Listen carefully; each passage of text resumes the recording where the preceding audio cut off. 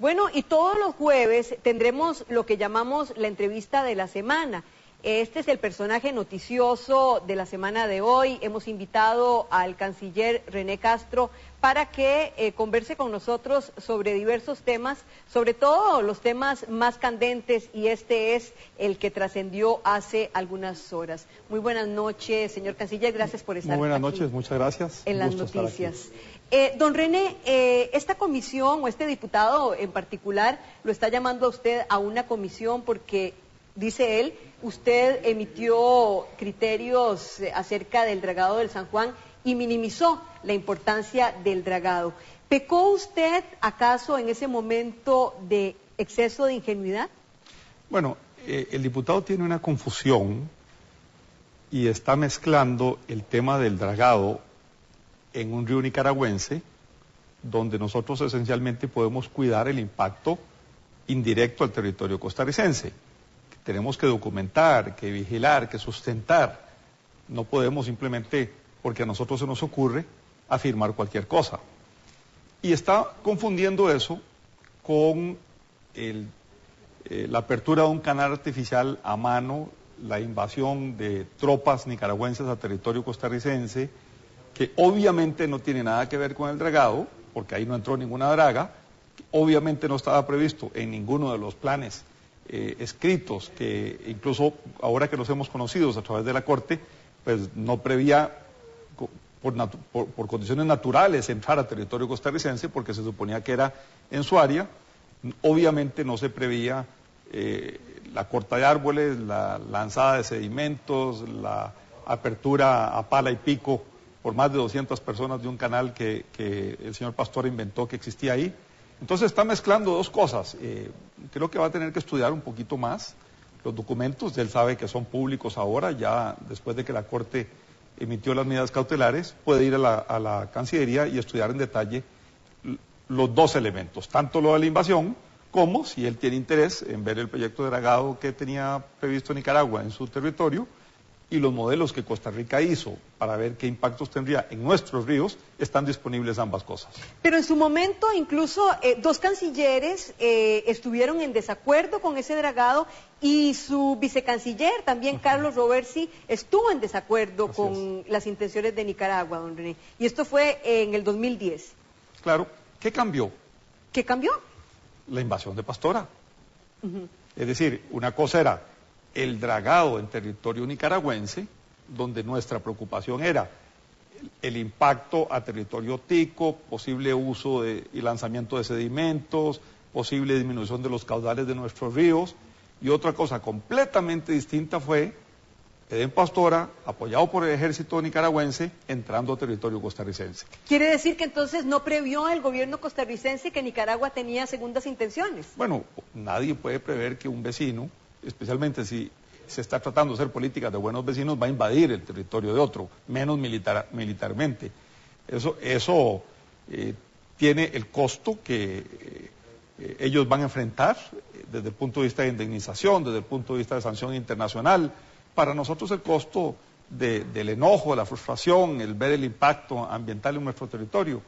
Pero creo que la contundencia de las medidas cautelares de la Corte, en un periodo que sentimos muy largo, pero que es inusual para la Corte Internacional de Justicia emitir medidas cautelares, y menos en un lapso de 125, 130 días, ordena salir a las tropas y a los civiles nicaragüenses de nuestro territorio y nos nombra custodios de este territorio. Además de eso, que es muy importante aclararlo, establece con claridad que tenemos que notificar a Nicaragua cuando nosotros vamos a entrar ahí, para evitar violencia o una agresión diciendo que no se sabía que estábamos en una misión de custodia ambiental, pero solo civiles costarricenses pueden entrar a este territorio costarricense. El diputado inclusive se deja decir que llegarán hasta las últimas consecuencias. ¿Las últimas consecuencias puede ser que el Congreso pida su renuncia? Bueno, el diputado... ¿Qué pasaría entonces? ¿Renunciaría usted? Bueno, algunos diputados ahí son bastante imaginativos, estudian poco, hablan mucho, no sustentan sus posiciones. Por ejemplo, cuando ellos me llevan a la comisión, yo les advierto que todo lo que yo diga ahí puede ser usado en contra de Costa Rica en el juicio en La Haya. ¿Verdad? ¿Y fue así? Por supuesto que fue así. Y yo les advertí y les pedí que la reunión fuera privada, que no se hiciera constar en actas.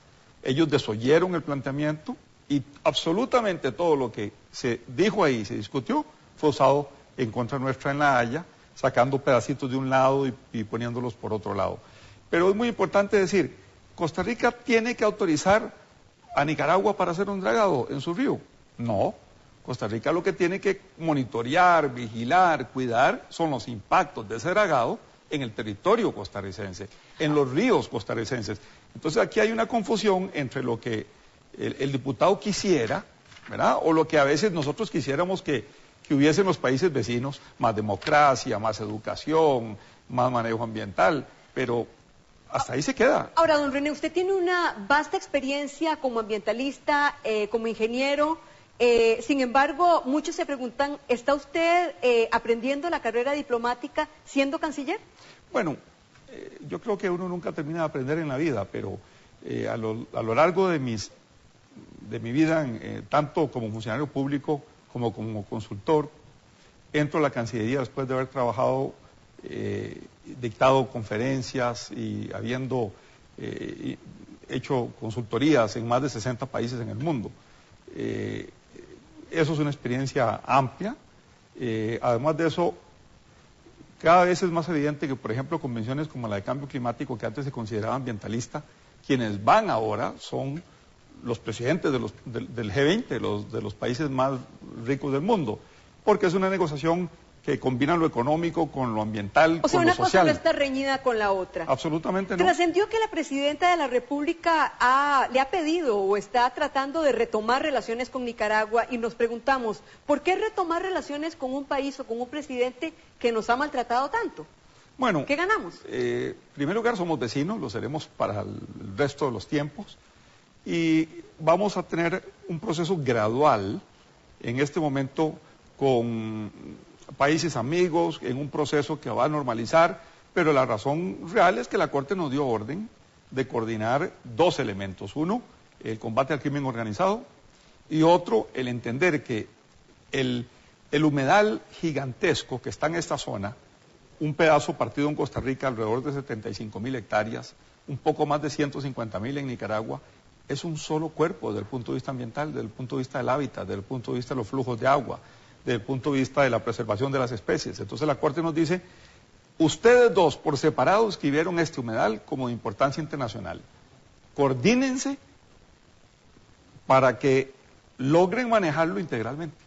Ahora bien, la decisión un poco salomónica de La Haya nos deja satisfechos a muchos costarricenses, pero también hay un sabor amargo en algunos paladares, en el sentido de que quien cometió la injusticia fue Nicaragua, porque debe haber una posición salomónica si el que realmente infringió en algo que se puede llamar delito fueron los nicaragüenses. Bueno, es salomónica en términos de que nos da a las dos partes, pero a Costa Rica le da la custodia del territorio, la responsabilidad de cuidar el caño abierto por Pastora, el territorio de Isla Portillo. Ningún nicaragüense puede entrar ahí, ni civil ni militar, ningún nicaragüense puede navegar en el caño que abrieron, si es que se pudiera, como afirmaba antes Pastora. Hay un reconocimiento que ellos llaman plausible de los documentos que Costa Rica sustentó, de los mapas históricos, de la argumentación, y dice, Nicaragua no lo presentó. Más aún, agrega y dice, es plausible en el futuro que los cambios que se hagan, aún en el dragado del río nicaragüense, que puedan afectar a los ríos costarricenses, una vez que Costa Rica lo documente científicamente, formalmente, no con las aspiraciones, pues también es atendible. Y la Corte nos abre esa puerta que antes no existía. Yo diría que aquí hay un precedente que va a llevar la marca de Costa Rica, que es un país que toma la decisión de respirar hondo, irse por el derecho internacional, por los organismos multilaterales y decir, además el tema ambiental es fundamental para mí, porque es fundamental también desde el punto de vista económico. Yo ¿No lo es uso un para país que se ha ecoturismo. dejado demasiado? Bueno, es un país que ha tenido la virtud de predicar con el ejemplo. en el sentido de que si dice, voy por la solución pacífica de los conflictos, eso es muy fácil de decir en condiciones de paz, en condiciones de tranquilidad.